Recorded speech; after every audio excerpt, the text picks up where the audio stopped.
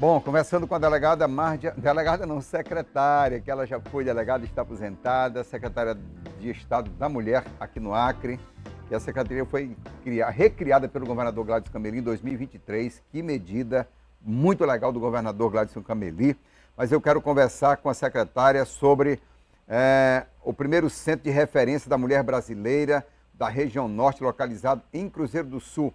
Também eu quero saber dela a viagem que ela fez para Nova York e como é que é a participação da Secretaria da Mulher, como é que foi aqui no Carnaval, você sabe. Tá. Vamos começar por ordem. Pelo Centro de Referência da Mulher Brasileira, né? Temos 3 aqui no Acre, né? 2 já construídos. Esse foi o de Cruzeiro do Sul. Ainda foi emenda da nossa vice-governadora Maísa, quando ela foi senadora, destinou 3 para o Acre.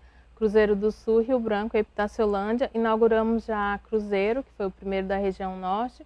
Estamos para inaugurar, íamos inaugurar agora em março o de Epitaciolândia, mas por causa da alagação a gente está tendo que dar atenção para as famílias desabrigadas. Vamos inaugurar em abril o de Epitaciolândia e o de Rio Branco ainda está para ser construído. Então são centros que antes a gente chamava de Casa da Mulher Brasileira. Sim. E hoje chama de Centro de Referência de Atendimento à Mulher Brasileira, porque são centros menores onde as mulheres têm toda a assistência psicológica, jurídica, assistência social. O papel da secretaria está dentro desses centros, né? Então a gente tem em Cruzeiro, que se estende para o Juruá, vamos ter Epitaciolândia se estendendo para o Alto Acre e faz todo esse atendimento. E na ONU, Nova York, a gente foi compondo a delegação do Brasil, a convite do Ministério das Mulheres. Já é o 2º ano que o Acre é convidado, né, para ir para a ONU, para a CSW. Esse ano foi a 69ª. É a 2ª reunião mais importante da ONU, só perde para a Assembleia Geral, né? É muito interessante. E esse ano foi muito interessante porque fez 30 anos de Beijing mais 30, que foi o protocolo de Beijing, que é o maior protocolo, a maior carta de direitos das mulheres. Então foi para se afirmar, para se tirar ou se não tirar direito das mulheres. Então a gente não perdeu nada. Eu digo que sempre a gente pode avançar. Sim, é muito importante. Mas hoje o mundo está de um jeito que surpreende todo mundo, como a gente estava falando aqui de comentários, né, misóginos, que só em não perder direitos a gente já está ganhando. Então a gente tem avanço sim, a gente falou muito sobre o empoderamento das mulheres, sobre a liberdade das mulheres, empreendedorismo de mulheres, autonomia econômica, autonomia financeira. E foi importante a gente ouvir outros países, ouvir os outros estados que estavam compondo a delegação. E não só estados, mas também a sociedade civil que se estava presente.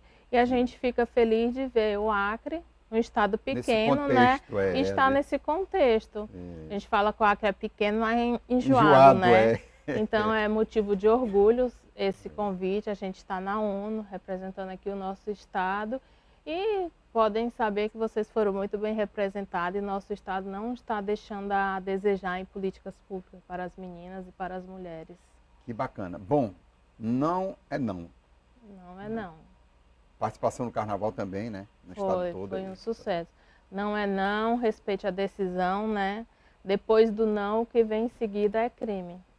Então, mulher disse que não, vamos parar. A gente fez uma belíssima campanha no Carnaval, em todas as regionais. O resultado foi bom da campanha? Bom. Deu para sentir que também há um avanço no sentido de, eu não sei se a palavra correta é humanização do homem, eu não sei como é que se daria, mas é preciso mais sensibilidade. Essas campanhas, elas conseguem... Elas fazem a prevenção, né? A prevenção, né? A gente vai disseminar informações, a gente vai chamar a atenção da sociedade, a gente trabalha de forma lúdica também, a gente fez adesivos, né? Aquelas tatuagens temporárias, não é não. Então as crianças... A recepção foi muito bom.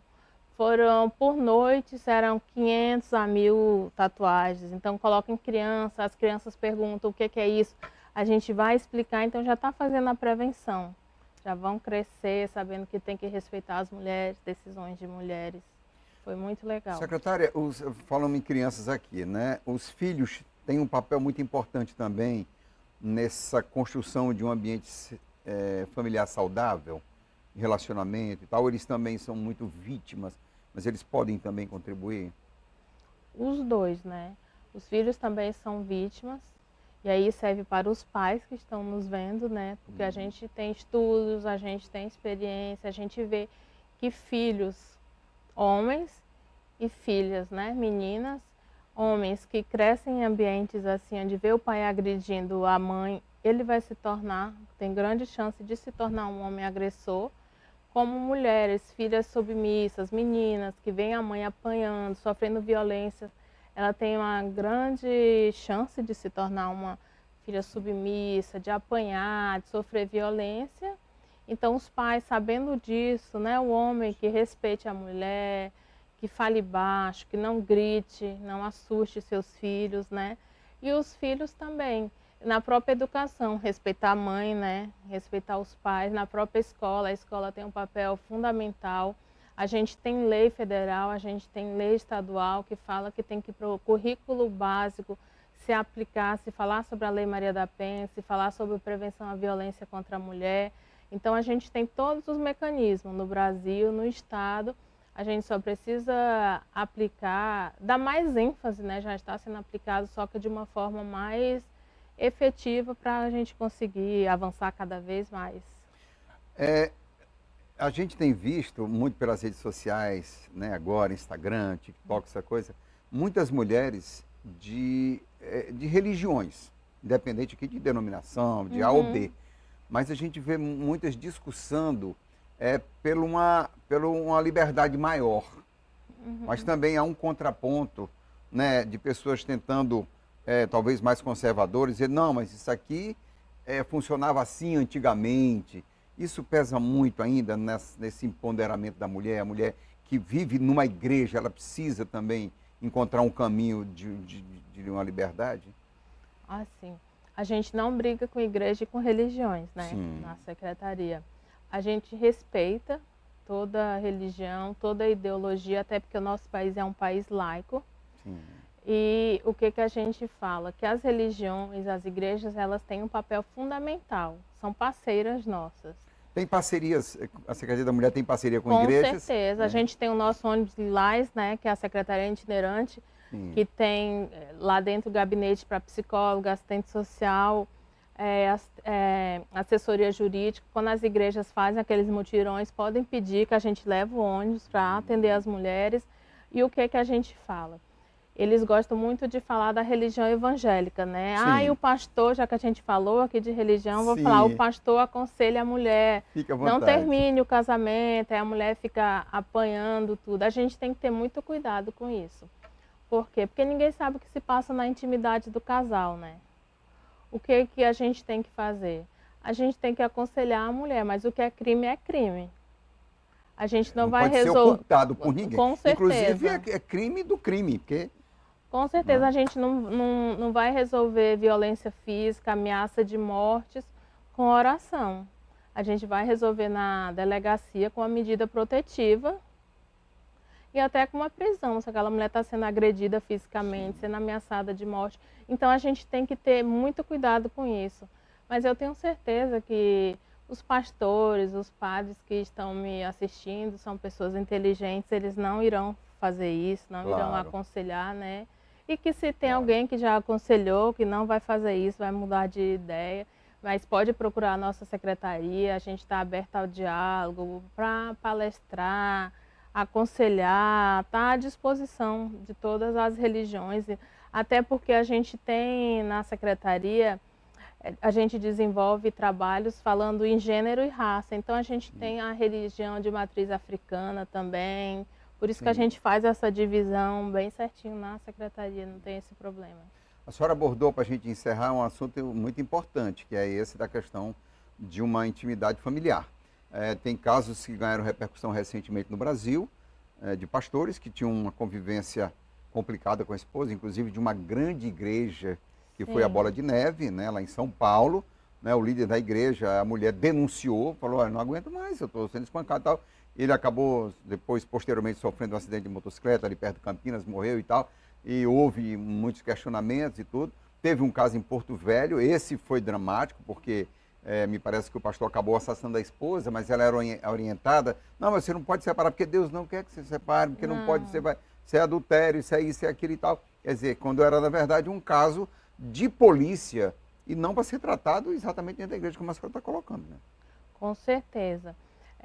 Além de tudo, nós somos humanos, né? E Deus sabe humanos. que nós somos pecadores, né? Sim. Quando Jesus Cristo veio aqui, ele já sabia que nós somos pecadores. Nós éramos, nós somos e sempre seremos pecadores. Sim. Então a gente tem que separar muito a figura do padre, a figura do espírita, do evangélico, do pastor, da figura do ser humano. Antes de tudo, do pastor, ele é o esposo, ele é o marido, né? Ele é o namorado. Então a gente tem que separar e o pai, né? É o pai, e a gente perde a paciência, a gente grita às vezes, aí a gente se recompõe, pede desculpa, né? Mas a gente tem que evitar, nós somos seres humanos, a gente tem que evitar ao máximo isso.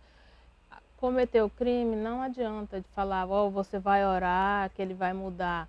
Se fosse para isso, não existia o Código Penal, né? Ia estar lá, pena 10 Ave Maria, 10 Pai Nosso. Não faz sentido, estaria no lugar, né? Ali da lei, não né? Não teria presídio para isso. Então a gente pede os pastores, procure a gente vai lá, dá orientação, ajuda, a gente informa, conversa, né? Conversa. Tem as redes de mulheres nas igrejas, né? A gente vai lá, dá palestra, a gente já faz isso. Tem os chás para as mulheres, a gente vai nas igrejas, leva as nossas psicólogas, é bem legal, bem interessante. Para finalizar mesmo, porque está tão boa a conversa bom, com a secretária, né, falar. Estou aprendendo tanto aqui, e eu tenho certeza que você está gostando da entrevista, apreciando, para fechar um caso emblemático no Brasil, que eu vejo, e preciso ter muito cuidado, que é o caso Flor de Lis. Sim. Porque, na verdade, o que se coloca ali, que ela colocou muitas vezes, que o opressor era o pastor Anderson. Mas ela encontrou um caminho errado de resolver o problema, porque ela muito bem sentar na mesa, procurando a delegacia de polícia. Este homem, que é o meu marido, está me oprimindo, está maltratando meus filhos, adotivos e tal e tal. Não, ela por medo, por tanta coisa, sei lá o quê, acabou mandando matar o pastor. Né? A gente, no Brasil, no mundo, ninguém pode fazer justiça com as próprias mãos, não existe né? isso. Já tem a justiça para isso, então é o correto. Se você está com algum problema, alguma desavença, procure a delegacia de polícia, né? Procure um advogado e resolva seu problema, não vá lá tirar satisfação. Não vá matar, não vá cometer um crime, porque você vai perder a razão. Sim. E quem vai preso é você, quem vai ser condenado, tudo vai ser 20, 30 anos de cadeia. Não, ninguém merece. A gente tem que ter consciência disso. Vai matar uma mulher, pensa que você vai ser preso, você vai ser humilhado, você vai perder o convívio com seu filho, com tudo isso. Meu Deus. Por causa de um momento de raiva, depois foi um momento, eu não lembro, não existe. Quando você estiver lá condenado, passando anos e anos na cadeia, você vai lembrar daquele momento, né? Meu Deus. Então tenha consciência, tem tantas mulheres, né? Se você não vai ser minha, não vai ser... Não existe isso. Não existe. Você acaba com isso, já tem outra mulher ali, não é? Vai ser até mais feliz às vezes. Com certeza. Né? Secretária Mardia Elchel, muito obrigado pela sua presença aqui, sucesso e que tenha um ano promissor. Eu que agradeço, que seja um ano de paz para todos nós e para nossas meninas e mulheres do Acre. Eu vou para o intervalo comercial e volto conversando com a Juliana Machado, ela que é diretora de produção